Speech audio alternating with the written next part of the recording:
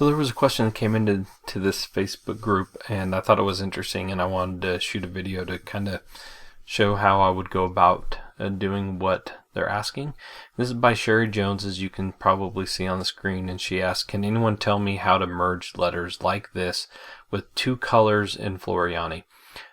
And so I'm assuming what she's meaning is, like, how do you make it look like this with two letters, like the outline that goes around the fill. And one of the things that I want to show you with this is you can see that the fill stitch looks like it's all one, meaning there is no separation between the C and the H. It's just like one consistent fill. I personally would probably break it up to where the H is more defined right here, but that's just me. So what we're going to do is we're going to approach this like we're trying to create it from scratch. Like we don't have an image to work with, that we're just making it with our own letters. And because if you have something to work off of, an image, you just digitize right over the top of it.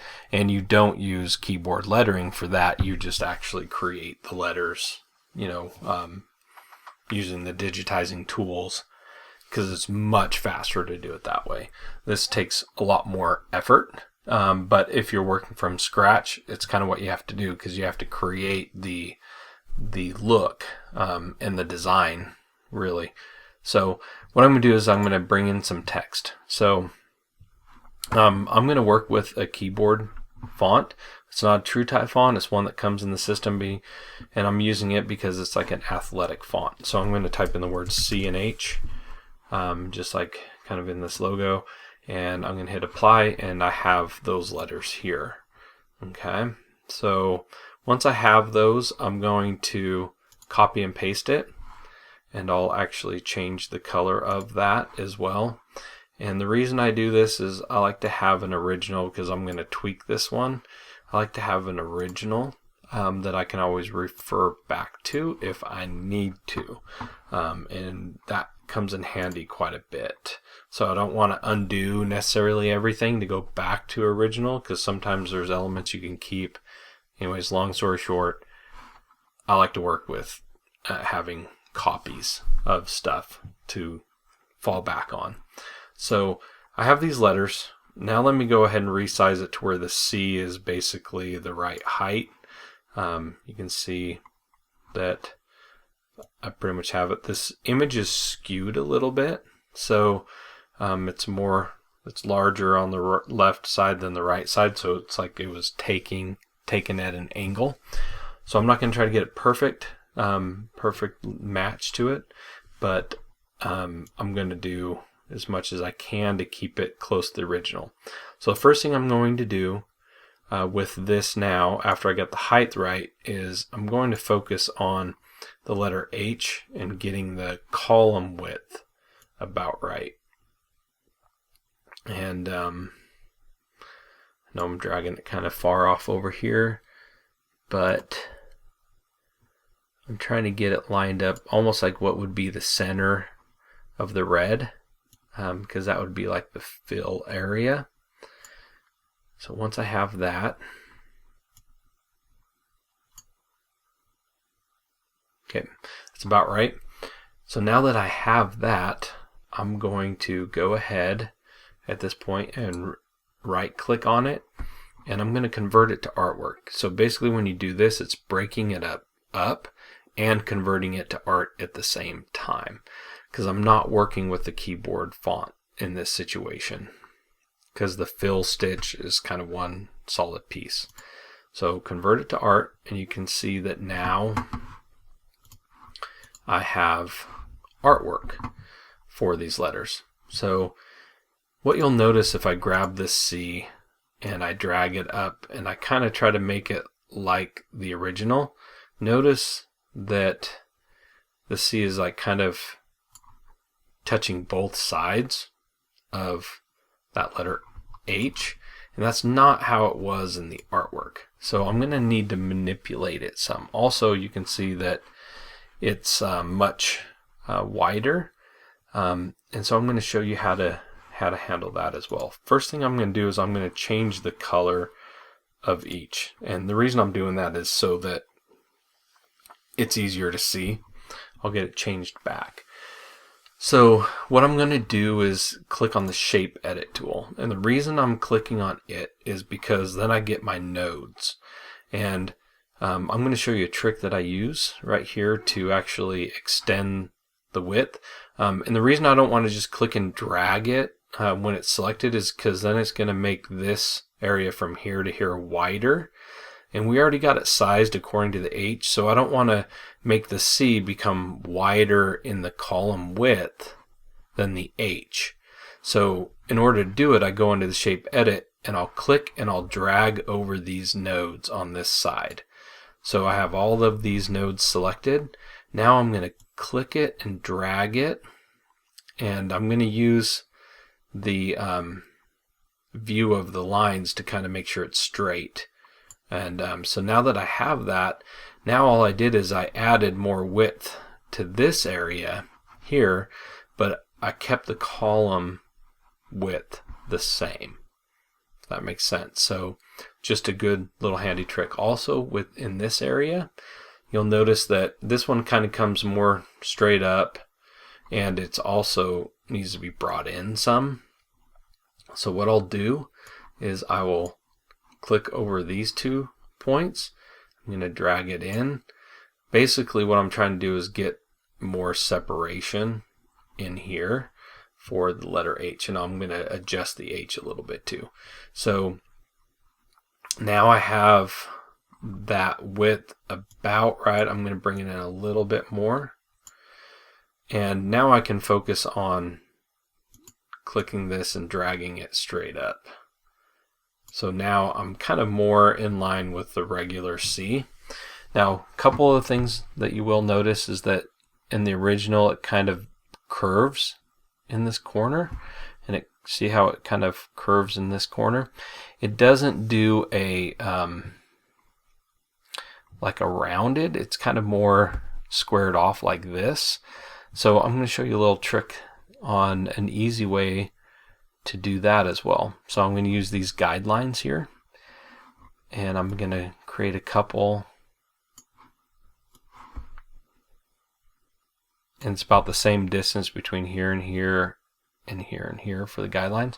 And all you do is you come to that guideline, right click, add a point, come to this one, right click, add a point, and then I'll take this middle one and I'll click delete point. And see how it automatically curved it? That's okay. I can come in here, select those 2, and I can right click and choose a line point. So I'm going to go down to this one, add point, add a point, select this one, delete it, and then now I can come in, select those 2, and I can even come up to the top here and choose line. And the last one I need to do is right here. So add a point, and I'll add a point right here. Drag that one just a little bit. Right click, and I'll hit delete point. And then I will come in and select those 2 and convert it to a line. So now I've got that letter C done in the right shape. Now let me focus a little bit on the letter H. So first thing you're going to notice is that it's multiple pieces. It's not just one solid piece. You have this rectangle, this one. They're all like kind of separate objects. So I'm going to break this apart so that I can access each individual one. So this is kind of just something that we need to do. I'm going to turn the fill off so you can see this. You can see those lines in between. Make this like 1. So hopefully you can now see all the lines. I want it to be just one piece. So with it selected, I can choose, I can right click, and I can go right to break apart. And when I do that, now I can select each individual piece. So in order to weld these together, that's what it's called when you want to take multiple objects and you want to make it one, you have to make sure that there's overlap between objects. So I'm going to drag, this object into this part of the H and that part of the H, and I'll take this middle one and I'll make sure that it extends into the others. I'll take this one, extend it up, take this side and extend it down in. So now everything is overlapping. I can now select all of that and just come up here and click on weld, and now it's all one object. So that was the first part of it that I needed to do. Second part is I need to widen this area. I need to stretch it out that way more. So I'm going to do it the same way that I did the other one. I'm going to go to the shape edit tool. I'm going to select all of these points or nodes that are on this side, and now I can click and I can drag it over, and so now it's more in line with the original. And so that was the other little part that I needed to do. So I'm going to select that. I'm going to change that pin width to 0. I'm going to fill it and hit OK. So basically, if I zoom out some, and I'm going to grab these letters here, I'm going to pull them to the outside. Let me zoom into just this part here. What you'll see is it looks like kind of the original, where you've got the H kind of goes over the C here, and that C kind of goes into the H here. We're pretty close to the original, so now we're ready to actually create the design. Okay, so first thing is we need to make the fill stitch. Second, we'll do the border, red border. So like we did before, I'm going to select this and I'm going to make a duplicate of it. Just move that down really quick, and I'll select this and I'll move it up. I just want to have a duplicate so that I have something to work with when I need to, and I can hide those two. So I'll select these two again, bring it back up. Let me turn off these guidelines here. So now I'm ready for that white fill area. There's two ways that I can do it. If it's all one object, I can merge these two together to make them one and then just convert it, or I can just click around the shape. But because there's a few holes here, I think it's going to be easier just to merge it. So like we said before, in merging, you have to make sure that they overlap into each other. So we're going to zoom in here, and I'm going to turn off the fill so that you can see the lines.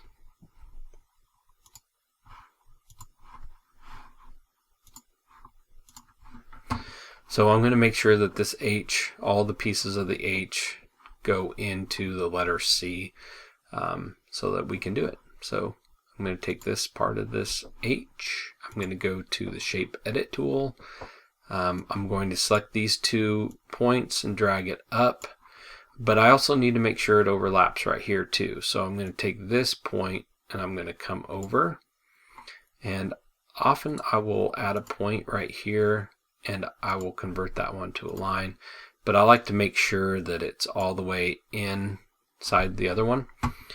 So I'll do that. In this letter H, I need to bring it up into the letter C, so I'll select those, drag it up. This is something that takes a little time to get used to, if it's not something you've done before, but it's important if you're going to be welding and converting, taking multiple objects and welding them together to make them one. So now that I have that, I'm going to select both of them. I'll just make them the one color, and I just need to come up here and click on weld. And now you can see that it has become one piece. So I'm going to come back in here. I'm going to delete this point out because it's not necessary, just an extra one. So I have this ready to go. I'm going to go ahead and select it, and I'm going to make it white, and I'm going to convert it to a fill stitch. So now I have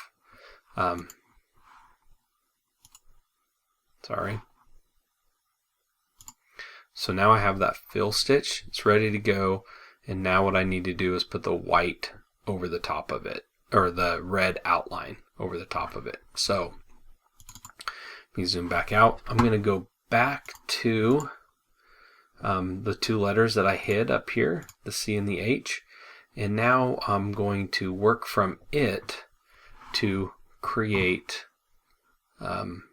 these lines. So take the fill stitch, just move it out of the way for now. And I don't need this piece.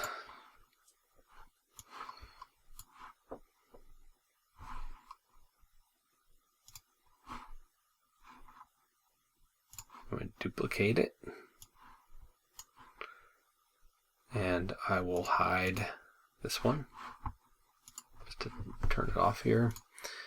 Okay, so I'm wanting to make it look just like the one you see over here. So if I want, I can convert that to a red color,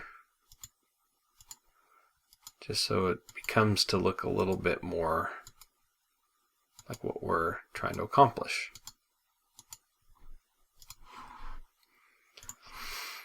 So basically, I need to get rid of these lines here. Now there are some tools that you can use inside of the software that allow you to kind of cut lines and stuff. I'm not too worried about it because I know where to go. But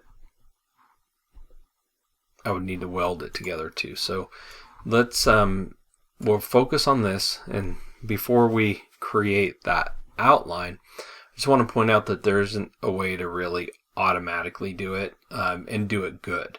Okay, so because they kind of go into each other, we have to actually create this manually to get it to work just right. And how I like to do it is I like to work with the satin tool. You can work with the steel stitch, but when you do that, you don't have control over the corners quite the same as you do with a regular satin tool. So how I like to do things when I'm creating an outline for something that isn't just a basic shape is I actually like to create it as artwork. And apply a stroke to it, and then I digitize over the top of that. And it might seem a little excessive, but you'll see why, here in a second. And that's only because I don't want to use the steel stitch. If I use the steel stitch, I don't have to do that. But this is just how I would go about doing it. So important thing is I'm going to ignore these two lines right here. And that's about it. Just need to ignore those two. Okay, so I'm going to zoom in here. So I will come in and get the artwork tool. This is just kind of bugging me a little bit. Okay. So I'm going to grab the artwork tool, the line artwork tool. And I'm going to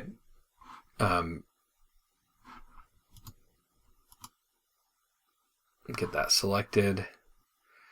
And I'm just going to kind of create this shape. But I need to pay attention. Should go back. I need to pay attention to the way that I need it to go around. But for this case, for the outlining first,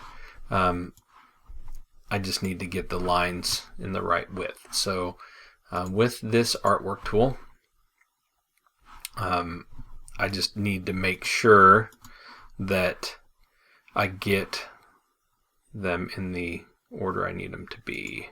So I'm going to come around, just following this line here. I'm not holding down shift or anything like that. I'm just outlining this shape. Come up to here, I'm going to right click. What I want to do is I want to set this artwork to a 2mm width so you can kind of see it better. And so I have that inner piece here. Now I'm going to kind of go around.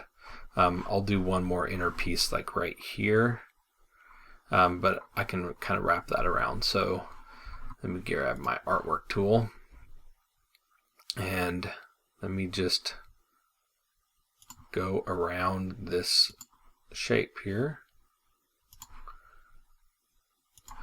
And this is just, I'm making myself a template to work from. I'm going to put like a 2mm wide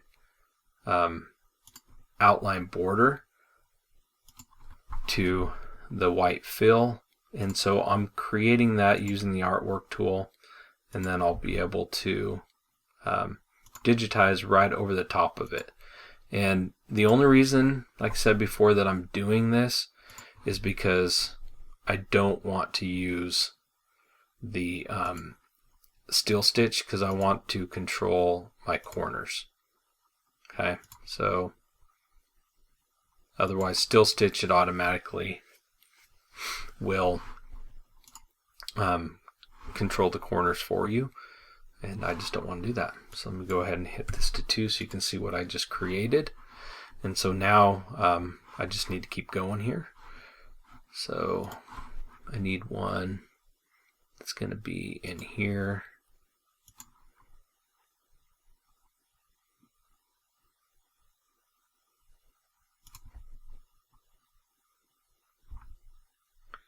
And remember, I am not I'm not needing to do these. I'm not going to change that one to a 2mm just yet.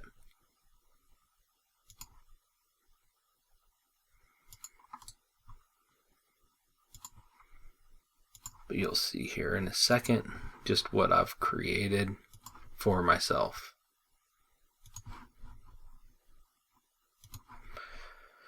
The thing I have to say at this point is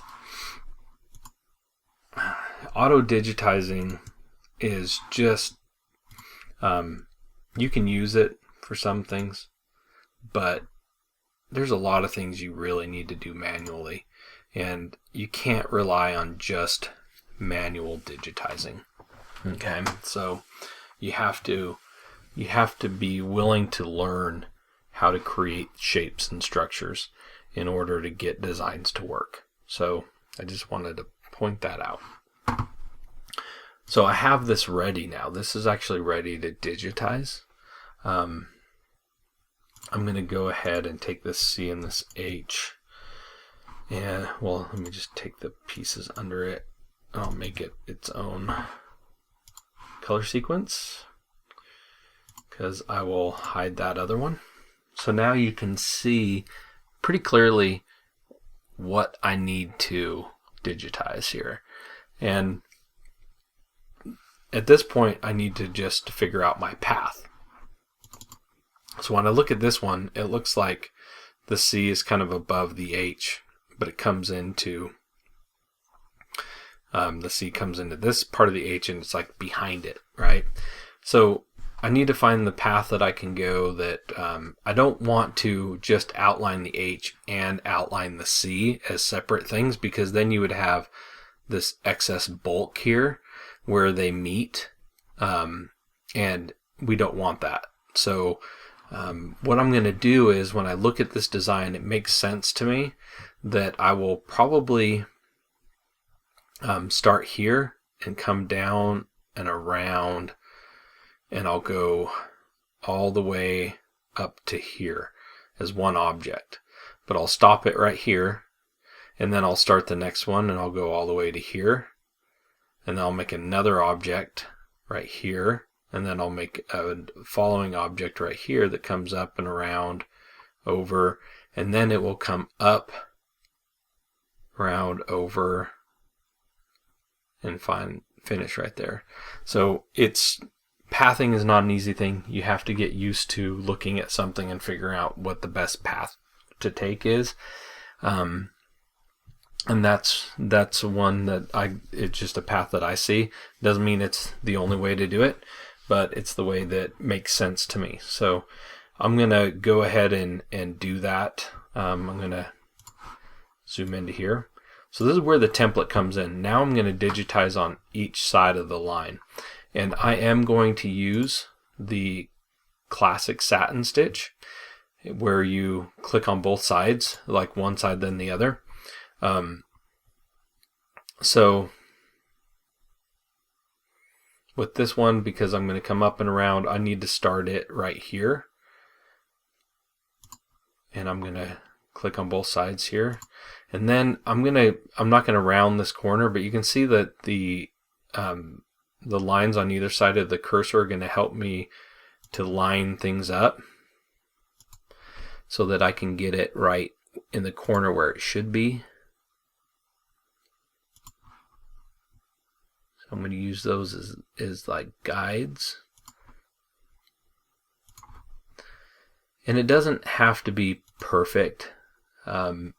It's hard for me not to try to get it perfect because I'm just kind of a perfectionist, but you learn very quickly that it doesn't really, it ends up being such a small design that even if it's just slightly off, it's not really going to show as being off when it's stitched. Just something to keep in mind. You can spend a lot of times trying to make all the lines perfect, but it isn't really going to affect the outcome a lot of the times. So you can just see I'm just going around. You go from one side to the other. If you don't know how to use the tool, you'll want to learn how to use this tool. And the reason I'm using this one is because there is no curves. It's all like straight lines. It just is easy to use this one when you're working with straight lines. And everywhere that I actually am clicking to put these points, that's where it's putting an angle line. So it automatically puts them in everywhere you click, if that makes sense. And so I won't have to go back and add angle lines because they're already going to be there. So we'll go in here, and like I said, I'm coming around here.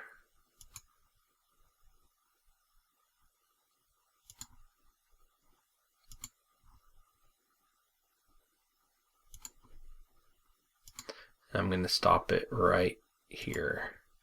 I didn't go all the way up to the edge because it's going to push into it, but I'll right click, and now you're going to see how clean that is. I controlled the corners. I got them exactly how I wanted them, and that's exactly what I wanted to do. So now I'm going to select it. I'll just show you, because I'm going to start this next one right here, that if I select it and I go into the shape edit tool, you'll see that the endpoint's right here. Well, I can move it to right here.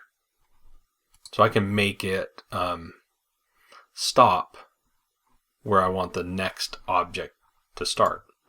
So I'm going to grab my classic satin tool again, and I'm going to now come down here, and I'm just going to start going around again. It's not very difficult. But having this template that I created really helps. I'm going to show you what I'm going to do with this piece too, but in a little bit. Select it. When I'm using my recording software, it kind of takes a while for things to process. Go into it again.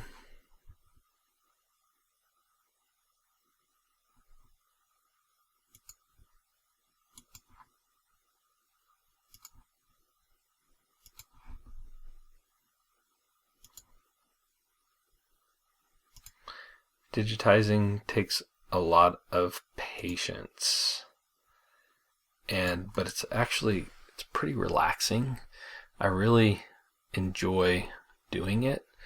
So I created that piece. Now I'm on to that next and final piece actually.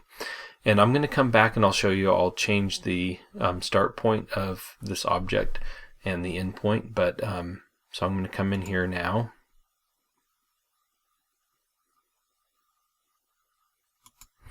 Let me just do this one really quick.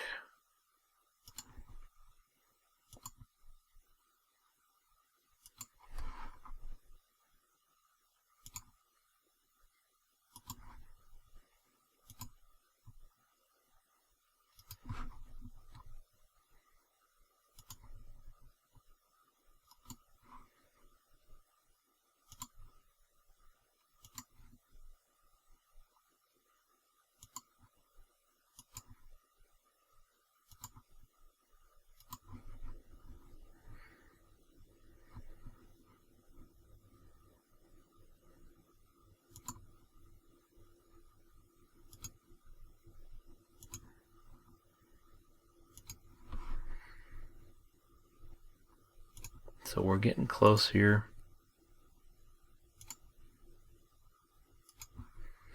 I know this is probably not what everyone wants to see, having to go to this extreme to kind of create this, but I'll tell you that with the amount there, it's not like there isn't other ways to do this. It's just you're going to spend a lot of time editing if you do it a different way. So now I'll right mouse click.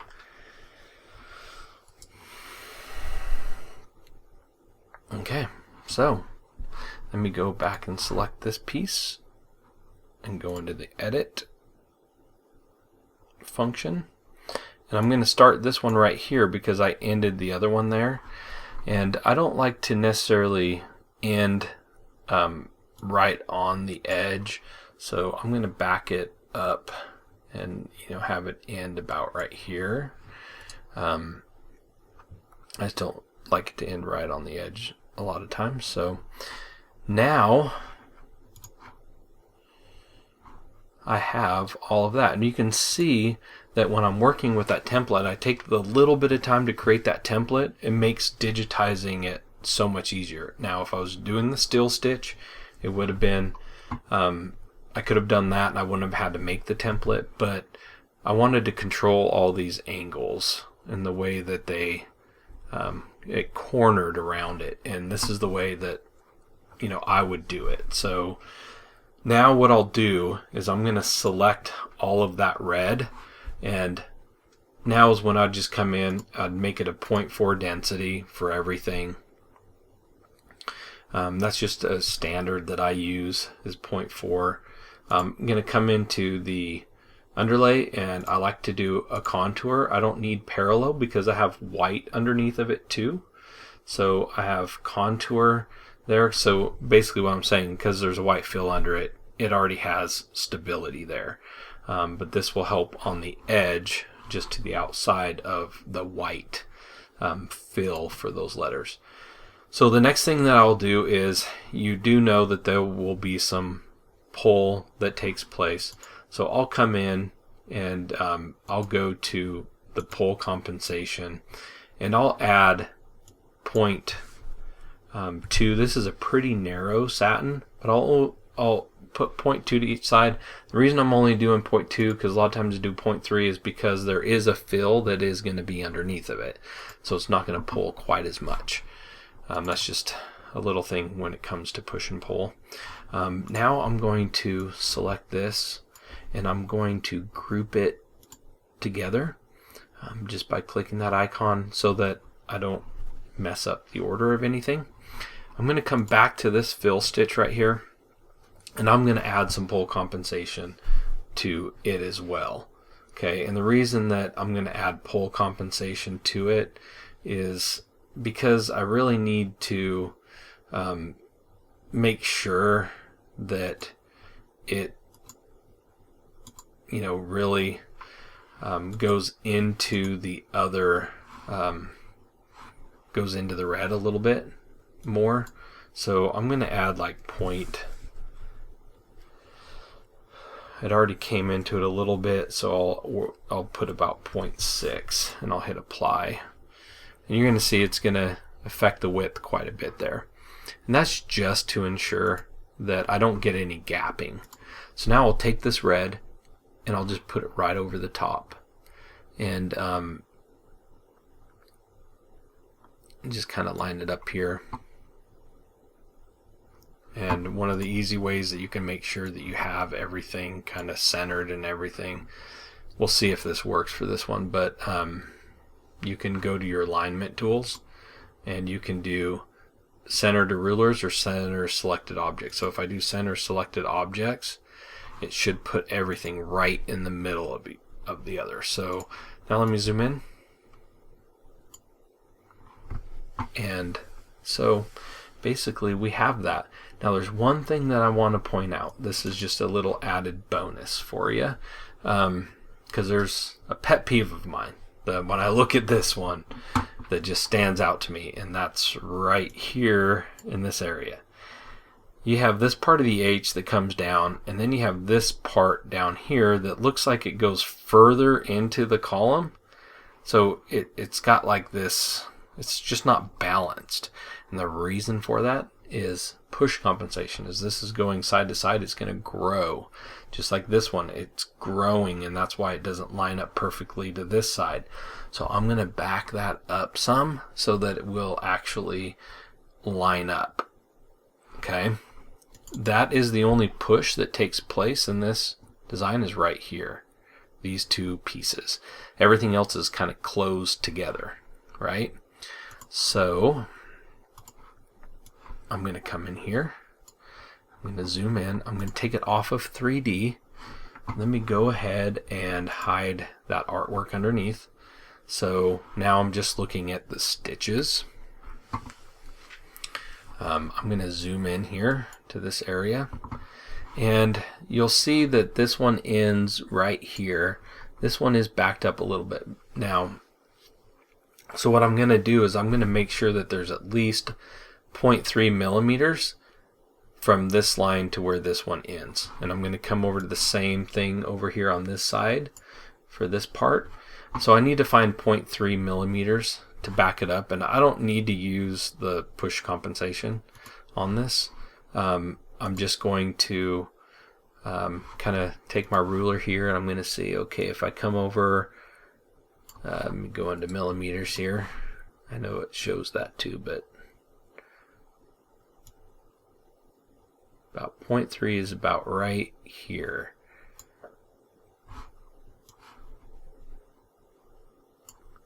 Make sure here, 0.3. So I need to make that about that same distance over here. Let me see how far I've gone, 0.3. Okay, so all I'm going to do is I'm going to select this piece here. Hopefully it grabs it.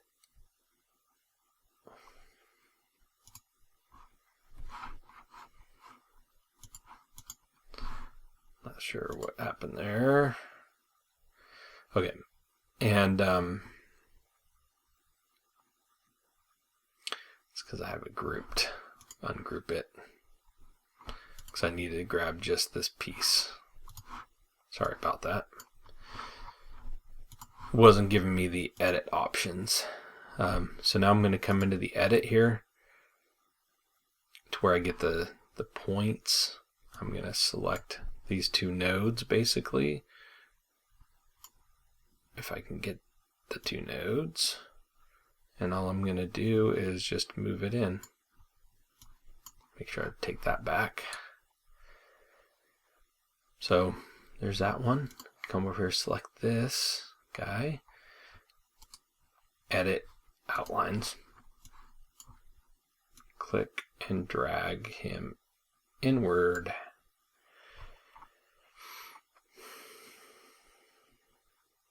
And I just realized that's 0.3. I've got to go a little bit more.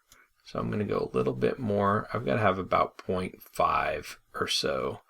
The reason is because this one's going to grow about 0.3, that one's going to shrink about 0.3. Not quite, but very close to it. Because there's stitches underneath, it's not quite as much, but okay. Edit outlines. Come in just a little bit more here. And this should prevent it from looking off. They should line up kind of perfectly once it's stitched out. Okay. So that is that design. Now if I was going to come in and finish things up, I would take this part of the letter H, I would do a basic tie-in, but I would not have a tie-off because I start one right where the other one ends. And I don't need a tie-in or a tie-off for these two because it's, again, a continuation. And on this last one, I would have only a tie-off. And that's for another day, that lesson. But let's see here. Now I'm going to find that white, and I'm going to change this density to a 0.4. Just another tidbit too. You can, when working with like the fill stitches and stuff like that, you can change the length of the stitches here. This one is being kind of funny. I want to put on stitch points here because for some reason when I select this fill, it's a 0.4 density, but it's saying it's a 15 millimeter long stitch length, and I don't even know why it would be saying that.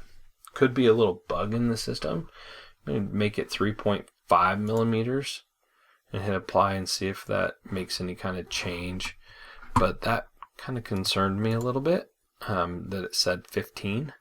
It probably didn't apply a 15, but it said it. So I never really looked at the start and end point of this white area. What I would probably do is start it up here. Where's my end point? And try to end it down here in this corner. And that's what I'd probably do. But now I need to look at the underlay. That all depends on what you're stitching it onto. If it's onto like a denim or a woven material, you can do perpendicular. If it's going onto a knit, you need more than that. So I do like to use a contour as well. So a lot of times I'll use a contour and a perpendicular. If this was going to be on a knit and not a woven fabric, I would choose like the lattice or full lattice, and I'd lighten the density on top. Usually with knits, you put more underlay, lighter top stitch density. For denim, you can use a lighter underlay because the fabric is more stable, not just denim, but any woven. So I hope this helps. I hope this wasn't too much for you, but I just want to shoot a video to show you how I'd go about doing it and show you why I'd go about doing it the way that I did. So the only other thing that I would maybe do different is not do it all as one object for the white fill. I'd maybe do this part of the C to here, and then do from here to here, and then do the letter H as one, but I would have the stitches going maybe in different directions because I'd want to see some variance here, possibly. But anyways, that's just a different thing that you could do. So hope that you enjoy. Hope this wasn't too long and too much, and we'll see you next time.